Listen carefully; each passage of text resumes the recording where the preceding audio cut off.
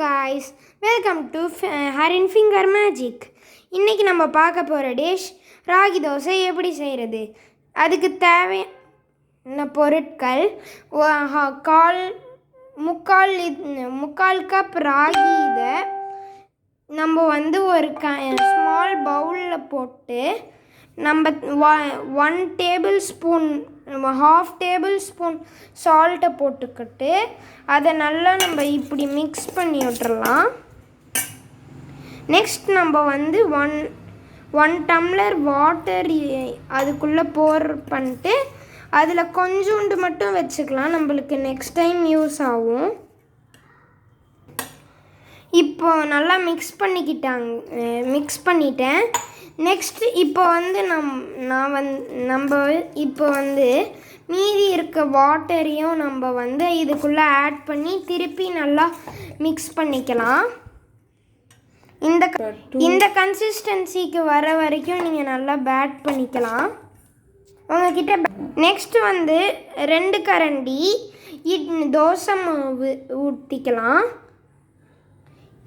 Next நம்ம இதை நல்லா மிக்ஸ் பண்ணிக்கலாம்.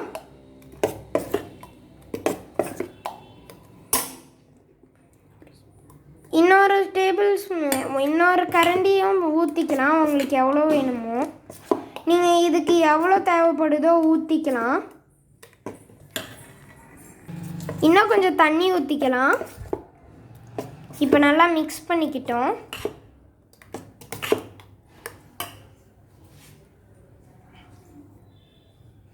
இப்போ நம்ம வெங்காயத்தை இதுக்குள்ளே ஆட் பண்ணிக்கலாம். நல்லா சாப் பண்ணி ஆட் பண்ணுங்கள் எல்லாத்தையும். நெக்ஸ்ட் கருவேப்பிலை ஆட் பண்ணிக்கலாம். நெக்ஸ்ட் கிள்ளி வச்ச வரமிளகாய் ஆட் பண்ணிக்கலாம். நெக்ஸ்ட் இதை நல்லா மிக்ஸ் பண்ணிக்கலாம். ஒரு பிளேட் வச்சு 10 மினிட்ஸ் நல்லா ஊற வச்சிடலாம். ஆஃப்டர் 10 மினிட்ஸ் நம்ம இப்போ தோசை சட்டியை நல்லா ஹீட் பண்ணிக்கலாம்.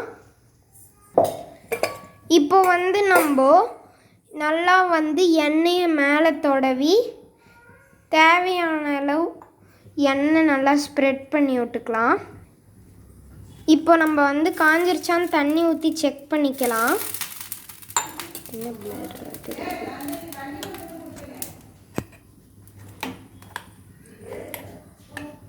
இப்போ நம்ம மாவை தோசை ஊற்றுற மாதிரி நல்லா தோசை இதில் ஊற்றிக்கலாம்.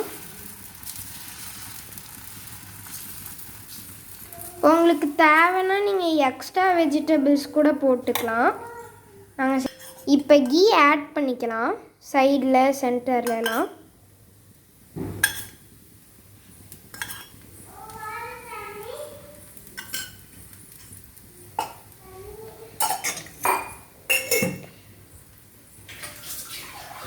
இப்போ இது கொஞ்ச நேரம் நல்லா வேகட்டும்.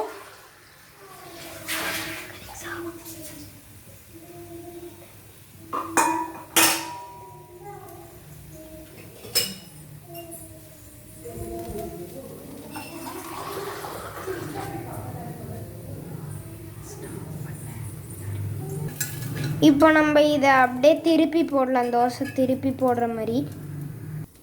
இப்போ இதை அப்படியே திருப்பி போட்டுக்கலாம்.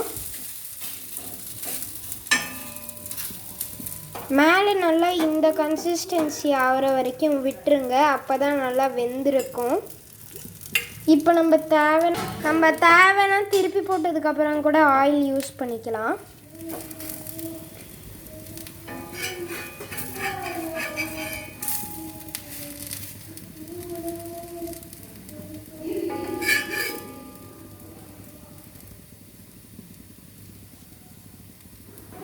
இந்த தோசை கொஞ்சம் லேட்டாக தான் வேகும், அதனால் நீங்கள் அடுப்பை சிம் பண்ணி வச்சு கொஞ்சம் வெயிட் பண்ண வேண்டியதாக இருக்கும்.